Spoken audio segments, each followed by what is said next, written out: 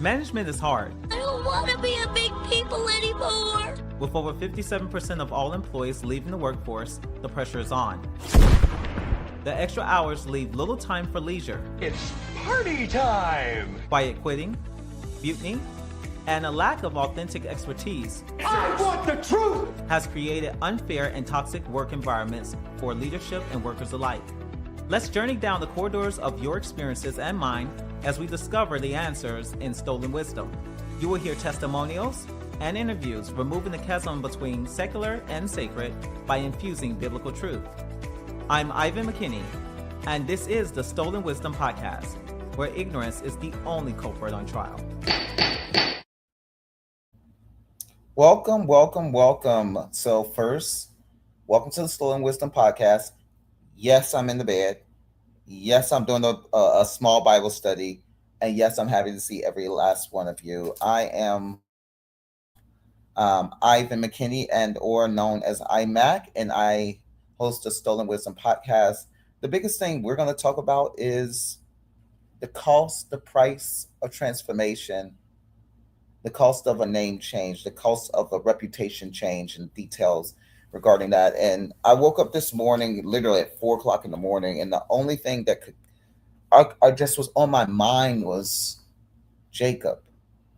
So I woke up this morning to dive into the story of Jacob. Now, we won't go through the full thing. This is a quick, efficient conversation I hope to have with you about this topic because it's so important. As someone that has been on my own personal healing journey, I have experienced such a level of struggle overcoming past situations. I've struggled with literally trying to deal with reputation destruction or the person I used to be. And in this really great scripture you have in Genesis 32, 24 through 32, you start to see one of the most powerful transformation stories in the scriptures, but it's a unique transformation story. Most of us, we're thinking, oh, about counseling or grieving it out or having a conversation about our pains or just a good cry. But this one was quite unique. Jacob, who, as you know, in biblical times, names had very distinct meanings, was known as a supplanter. Now, that basically means supplanter, a deceiver, a heel grabber. These particular conversations with Jacob's name all revert to his from weirdly from inception, when he was birthed into the world. It even talks about him grabbing the heel of his brother and pulling him down and trying to take the firstborn position, and then it goes all the way through the Jacob story to him actually becoming successful in gaining what they call the blessing um, through deceptive mechanisms. He spent a lot of his time manipulating people, and his circumstances were quite interesting. And he achieves, you know, basically God's promise through his own strength, through his own. Um, that's so interesting.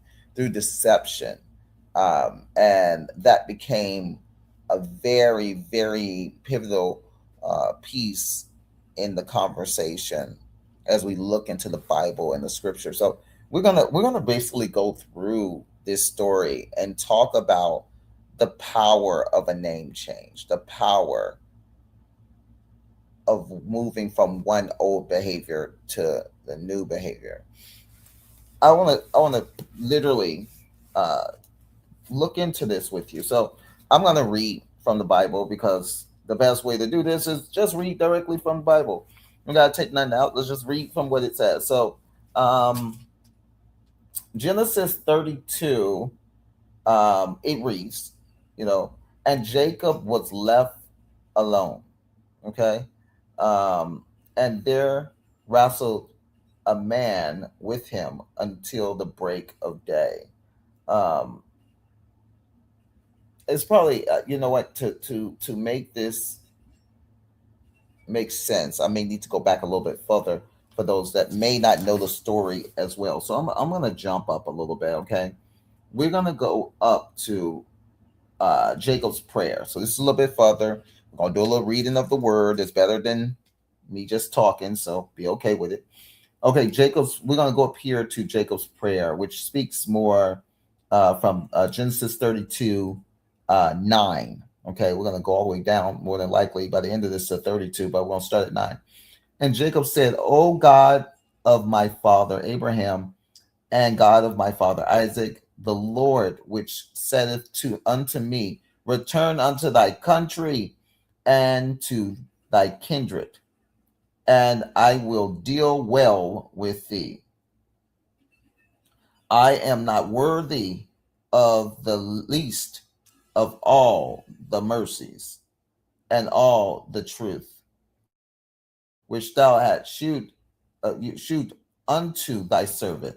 For with my staff I passed over this Jordan, and now I am become two bands.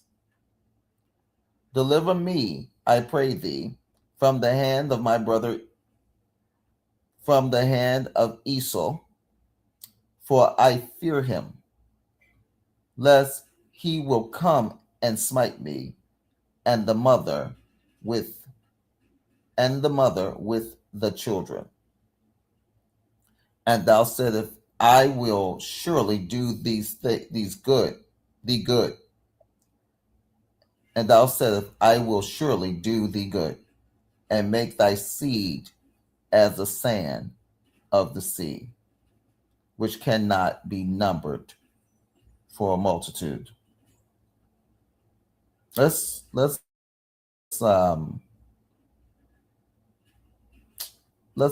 deal with that. First off, it's great to start in prayer.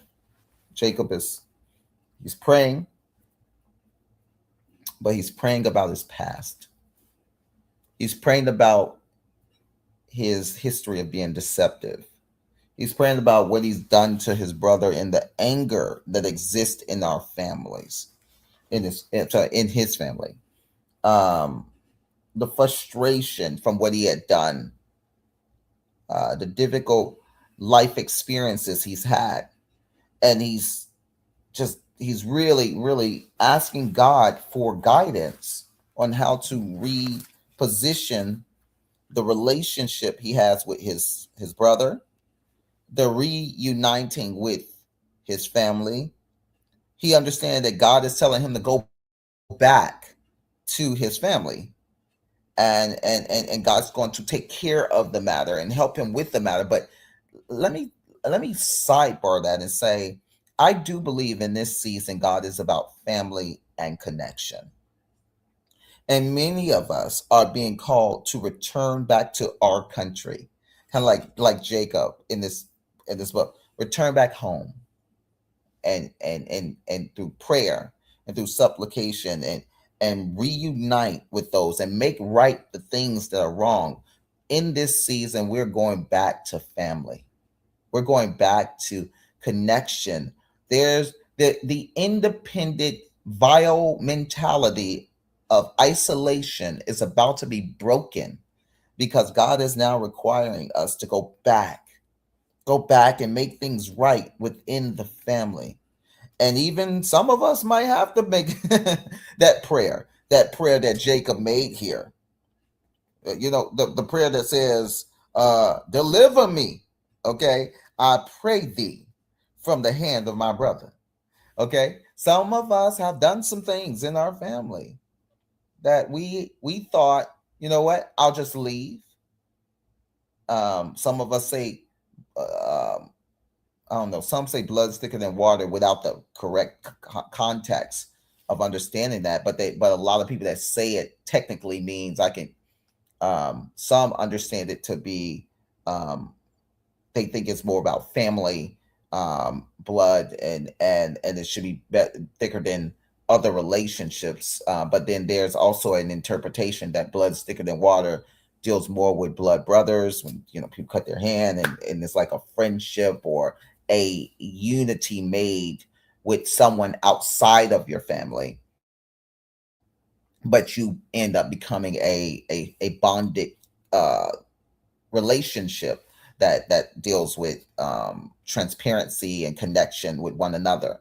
The nature of that is, and the point that I'm trying to make is, some of us have written our family off. We written them off. We got new family. We got new people that don't know us as intimately, and the narrative has been able to be constructed, and the fact of not dealing with our old name has been a reality. We don't have to deal with an old name. We get to scapegoat the old name through binding a new relationship that don't know who we are. And it makes it a lot easier to pack away the things that we ought to be confronting. Jacob says that in this part of the scripture, and Jacob said, "O God of my father Abraham, and God of my father Isaac, the Lord which saideth unto me, the Lord which saideth unto me, return unto thy country and to thy kindred." Very important.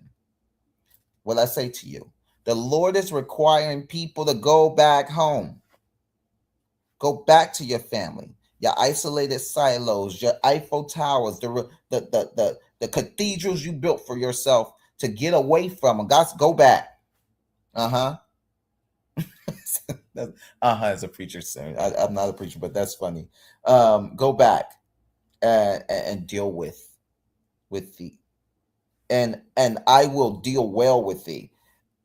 That's very important point. But we're going to move on. He clarifies that he's not worthy. He goes into a conversation, and if anybody doesn't know what he meant, and by now I am become two bands, it basically says that he needs to prepare for this confrontation with his brother, and he is divided to two groups of people. One to escape. So half of my family going to be over here that I created, and half is going to be with me. So if I go back and my brother kill me, at least I still got the other half somewhere over here. So basically, he really is he's concerned. He's concerned that his atrocities of his past will kill him if he goes back. So he's wrapped in a situation where he has to go back, but the atrocities of his past is now presently becoming a nuisance unto him, and a situation unto him that he has to figure out how to deal with. And he tells the Lord to deliver him. But let's go a little bit further. After that prayer, he says, and he lodged there that same night. Okay. It says, and took of that which came to his hand, present for Esau his brother. So he's bringing gifts: 200 she goats, 20 goats, 220 he goats, 200 ewes. Okay, this is a lineage of different animals. Of course, you know that was currency at the time. He's trying to pay his debt, as he has took a birthright, which you read the story, learn more about the birthright. And as he takes his birthright, he now goes into the situation where he's like, I got to go back, but I can't go back empty-handed. So I got to offer my brother something, because I have to make this right.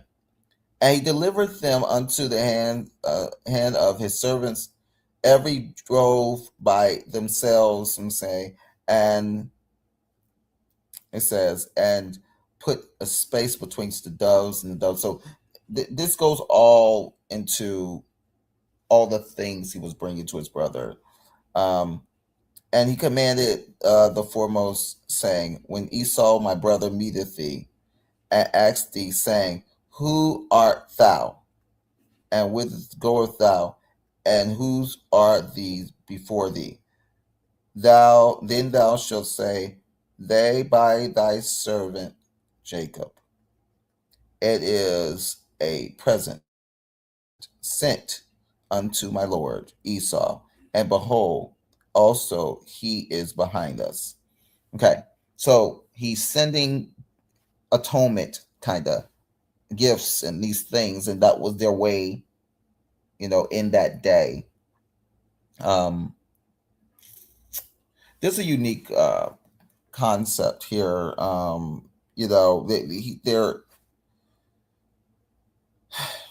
He sends all of these things to his brother, you know, moving all of the information, his possessions, all of these things. He's sending to his brother, and while he's doing that, he's telling his servants if they ask why, who is all this stuff, and who gave me all these things. He said, tell them that basically your servant Jacob. There's a space here where he's humbling himself due to the atrocities of his past. You know, gosh, I never looked at this way, but this is a great lesson on how to return home after difficulty and atrocities and bad blood between you and your sibling. And it says, and so commanded he the second, and saying, on this matter shall ye speak unto Esau when you find him, and say ye, moreover, behold, thy servant Jacob is behind us. For he said, I will appease him with the presence that goeth before me, and afterwards I will see his face. It says, peradventure, he will accept me. This is his method. I'm going to send some gifts in before me. Okay. And then I'm going to eventually get his blessing. Not get his blessing like that. He already took his blessing. That was how we got in this whole mess. But I'm talking about basically his acceptance. And that's the mentality is I'm gonna give back. I'm gonna try to pay back some of what I stole, some of what I've done. And I don't and let me, if I can grab my good book here. I just want to look into this really quickly because the barrier between his brother, he's basically trying to protect himself here. He's trying to protect himself, Basically, it's almost like he stole a lot of things from his brother, his birthright. He flees. He's very deceptive. And he says his prayer to God. He divides his family for self-protection. He then sends all of these things before him to soften the blow of coming back home. And as he's doing that, I will see his face, it says. Check this out. So when the presence over before him, so went the present over before him, and himself lodged the night in the company. And he rose up that night and took his 2 wives and his 2 women servants and his 11 sons and passed over the ford I think it's called Jabbok. That's a location, guys. And he took them and sent them over the brook and sent over that he had. And Jacob was left alone. Now, it's where it gets interesting. He's sending before him gifts, family, He knows he's coming home. He knows he has a lot to amend. I cannot speak to if Jacob's decisions here were just all that he knew and how to get this right, but it seemed that he was in a true place of remorse. Or if I just stick to the scriptures, he was commanded by God to go. And he was just moving in the best form of self-preservation that he could. Either way, this is a situation that he's in. So now Jacob's left alone, and there wrestled a man with him until the break of day. It literally starts there. And Jacob was left alone, and there wrestled a man with him until the break of day. And when he saw that he prevailed not, hear this very carefully, against him, he touched the hollow of his thigh. And the hollow of Jacob's thigh was out of joint, and he wrestled with him. And he said, let me go, for the day breaketh. And he said, I will not let thee go, except thou bless me. And he said unto him, what is thy name? And he said, Jacob. Let's stop there. And I just really wanted to dive into this. Sometimes strong study Bibles have these great excerpts in them that I love kind of utilizing to help explain points. But it says, now Jacob experienced his third and final encounter, as it says, with God while on a journey. A man understood by later Israelites to be God or an angel possessing the authority wrestled. Okay? And he wrestled with him and injured, but still unwilling to release him. He demanded a blessing, asserting his authority.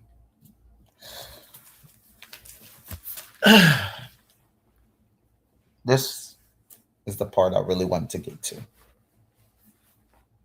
And then the power of a name change is so interesting. Some people have changed their name and don't really know the implications of what that meant. In the biblical times, Jacob has a different meaning than the name Israel. And there was a battle, a tussle with God to get such a name change. Is it not God that provides the moral fabric and authority in our lives that takes our spirituality and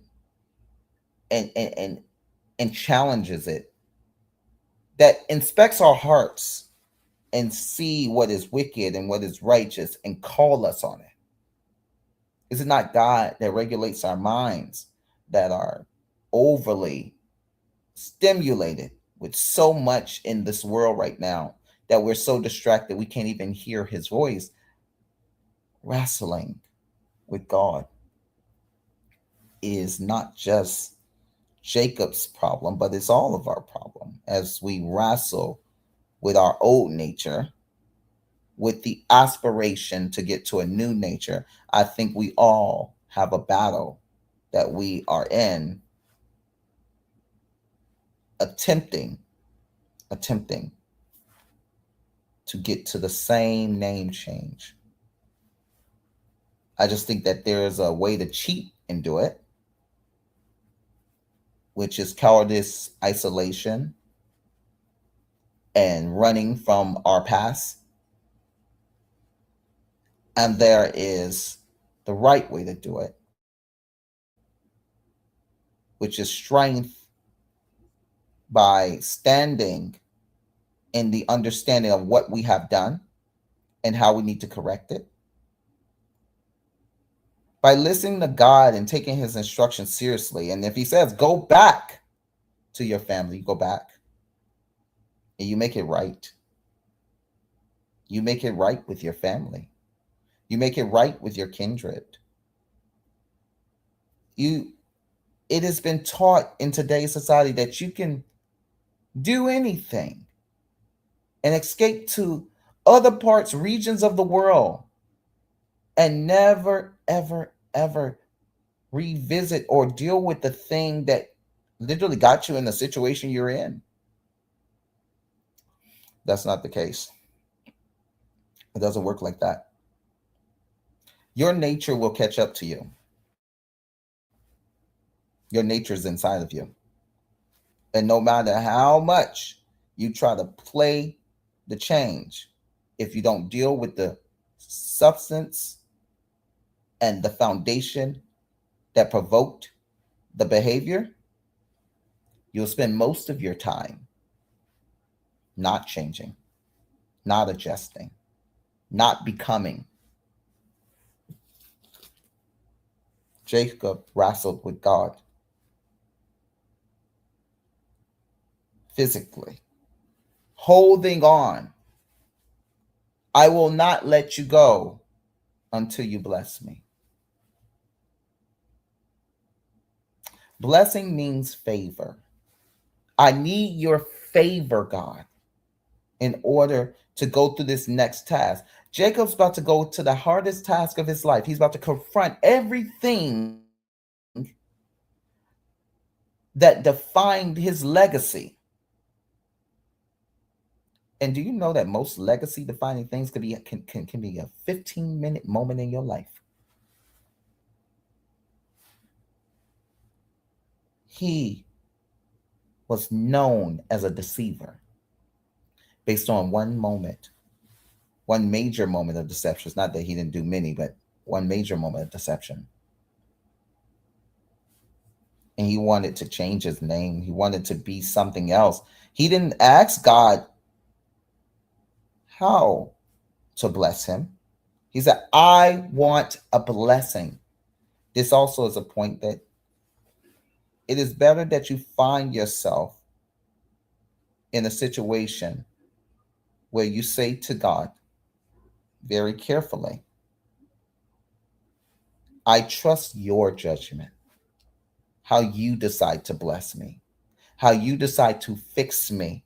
Some things we cannot fix under our own strength. And I think that's honestly where the whole, let me just run from everything comes from. We try to fix it.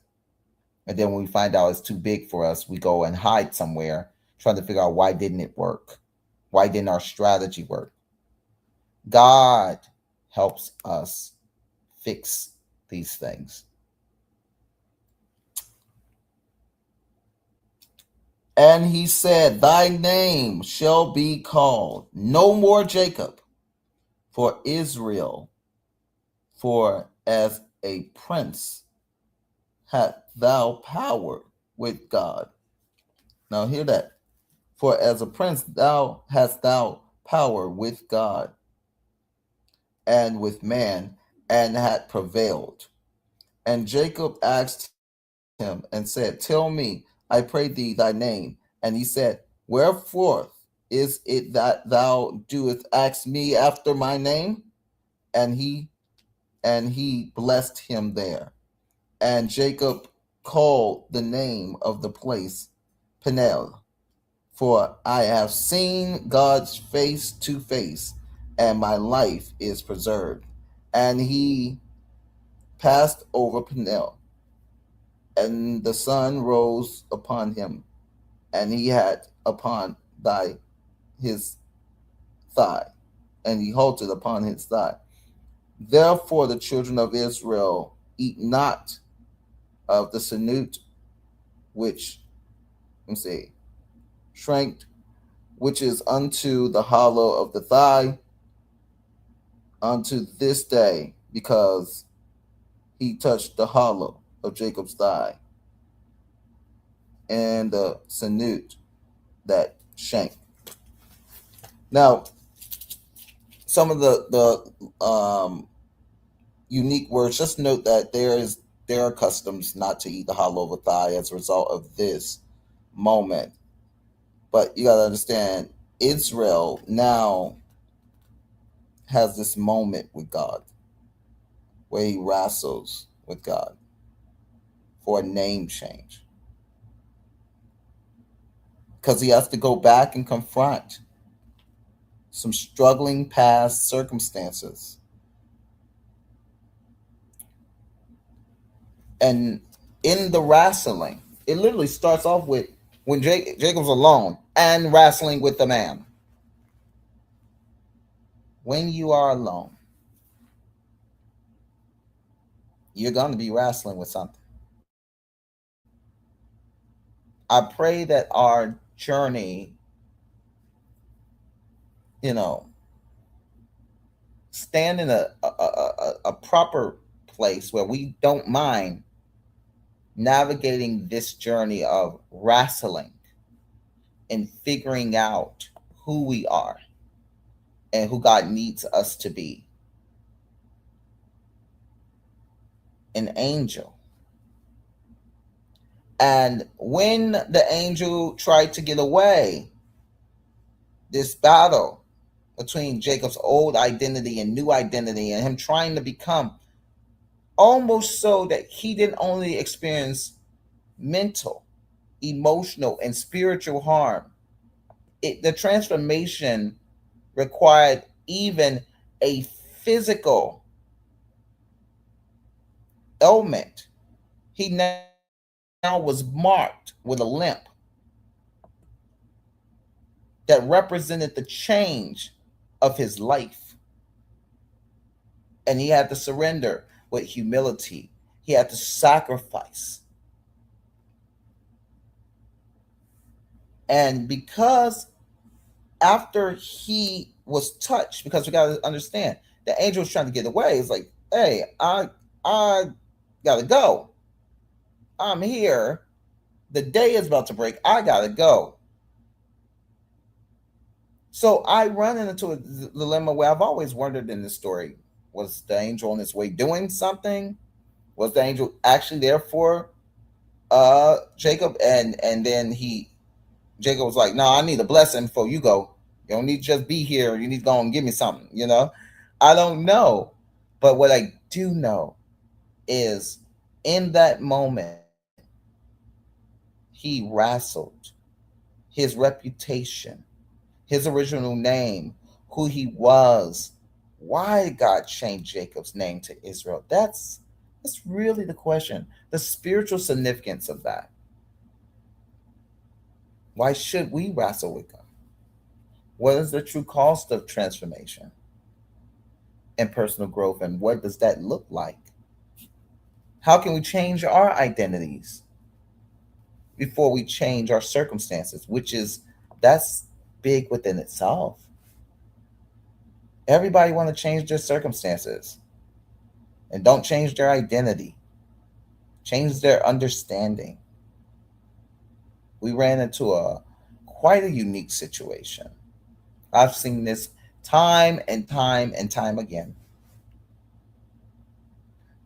I realize the more I learn about wealth management, about growth, about financial and fiscal responsibility, I start learning and I start hearing more and more. And I'm like, okay,